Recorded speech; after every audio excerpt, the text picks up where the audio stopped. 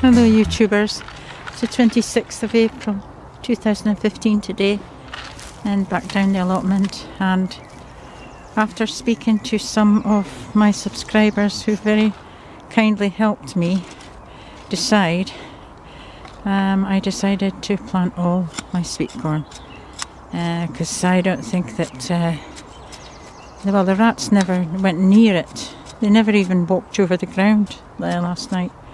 So I'm thinking that they'll be alright.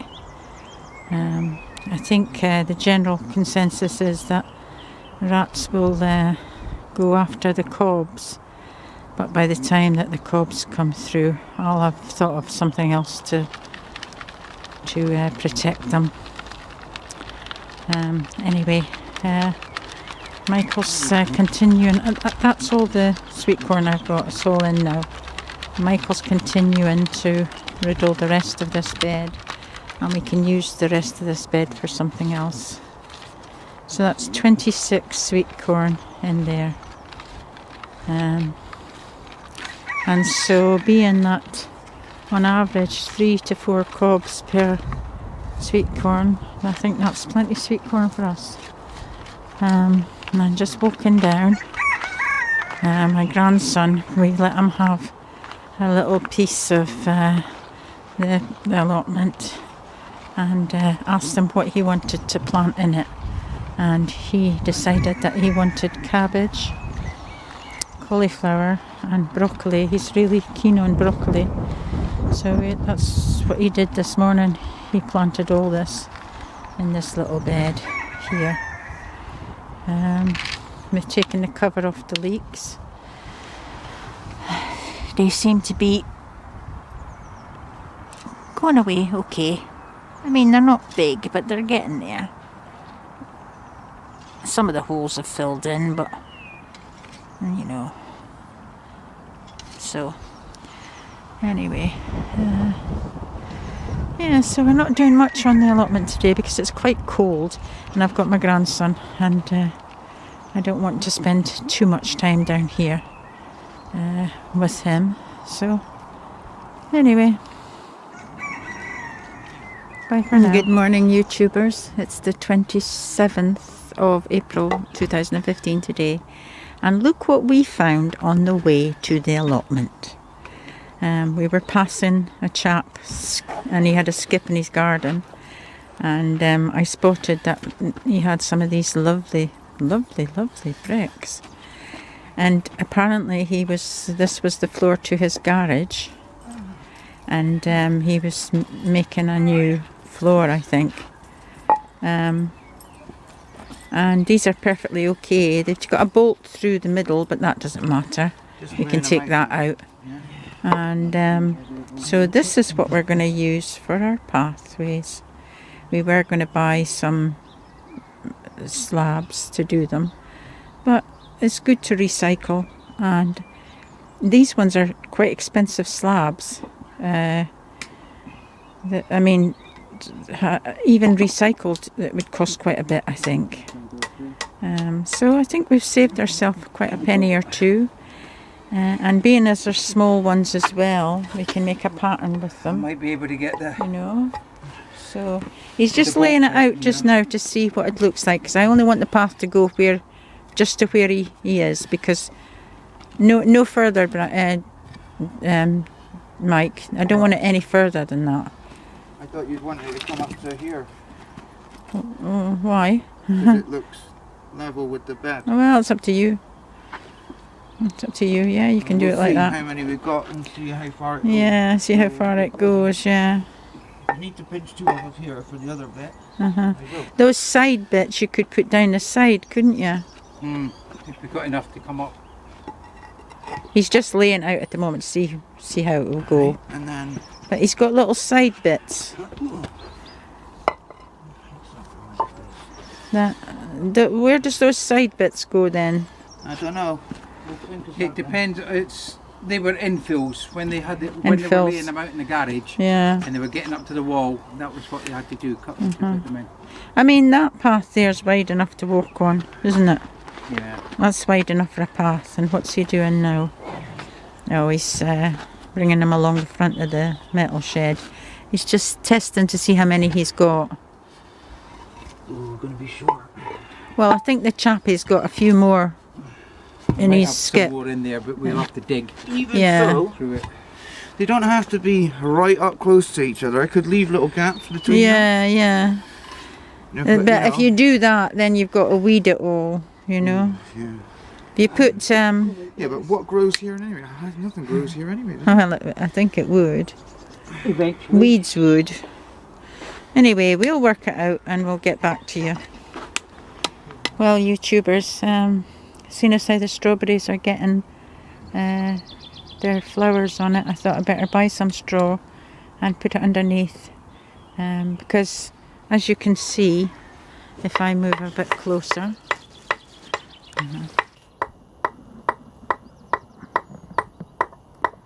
on that plant there, a lot of the strawberries are sort of with their heads in the dirt.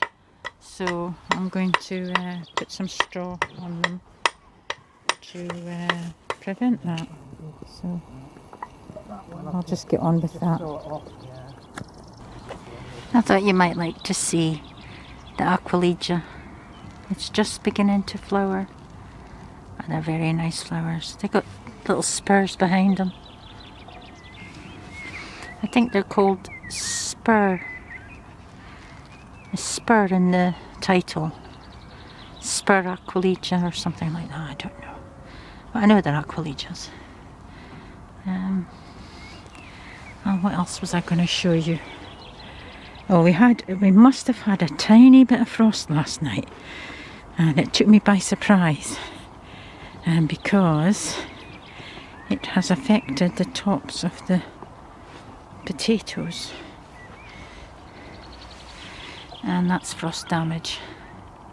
But it wasn't a very bad frost, so the potatoes will survive. But just in case tonight, I'm going to put a fleece over them.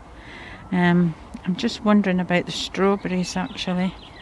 I know that if the flower turns black, then you won't get any strawberry out of it. But I don't think they've been too badly affected. They look okay. But there's some that I'm not sure about.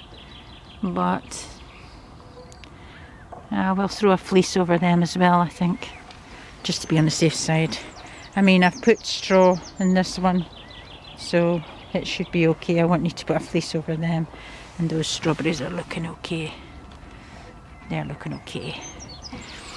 I'm just hoping that Mr. Fox doesn't think I've made a bed for him and come and lie on them. But yeah, it is a bit of a frost pocket down here. I mean, we've had the marigolds are affected, but I think they'll recover. But if not, I've got loads more. But yes, yeah, we'll throw a fleece over these exposed strawberries for the night. Anyway, I'm not having too much luck with this potatoes in the ground, because I planted 3 rows of potatoes here, and as you can see, I've hilled up what's come up, which is a row and a half. And I think it's because the foxes kept digging them up and we kept replacing them. But I'm not going to give up yet, because they might be a little bit behind because the foxes had been digging them up. So I shall just hang on a while longer before I give up hope of those ones. Turnips are all doing very well. Yeah, so we've laid out the stones for the pathway, and we find that we've got enough stones to go along the front of the metal shed. And we just laid them out, we haven't fixed them or anything, but we find that we've got enough to make a little path along the shed there. With a few to spare. I've got 3 slabs to spare, so that was good. I was watching Samo, the pot gardener, and he was talking about his raspberries rather, sorry. And he's made me even more confused about them, because I'd set in my mind that they were summer fruiting, but I noticed that his strawberries were full of bud, absolutely brimming with bud. And this one down here, it's got buds on it, but all these bigger ones over there, they don't have any buds that I can see, and some of them have only just started to you know, come alive. There's very, very few buds. So now I'm thinking, well, some of them might be summer fruiting, because these ones down here have got buds on. But there's this branch here that's got nothing, and I'm thinking of cutting it off and trimming it back. And there is growth from the bottom, so I think that's a summer fruiting one. I'm pretty certain it is. But these ones, now, I'm beginning to think these ones are autumn fruiting ones. It's a mystery to me, a big mystery. But yeah, so these ones over here. Now I know that this one fruited on this cane last year, and because there's still the remnants of the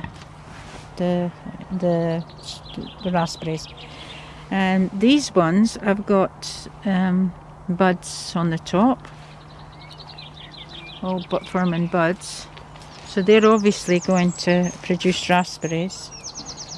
And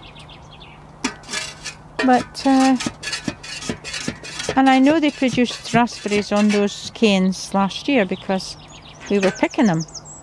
So I don't know, it's just maybe it's best just to leave them and see what happens. I'm not going to do anything with them. Just let them do their own thing.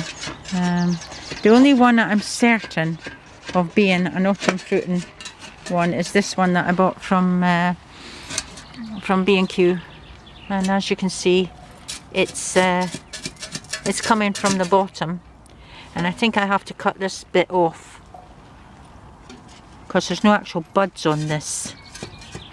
And now that's what makes me query, because there's plenty of bud where the buds would come. There's plenty of these on that one. So, I don't know.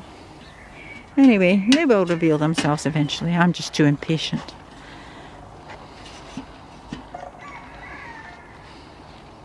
Right, just an update as to what we've done today.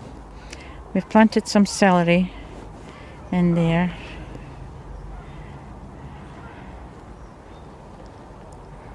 And in beside the turnips, I've planted some mizuna. A row of it there. And what else? I'll take you up to the sweetcorn.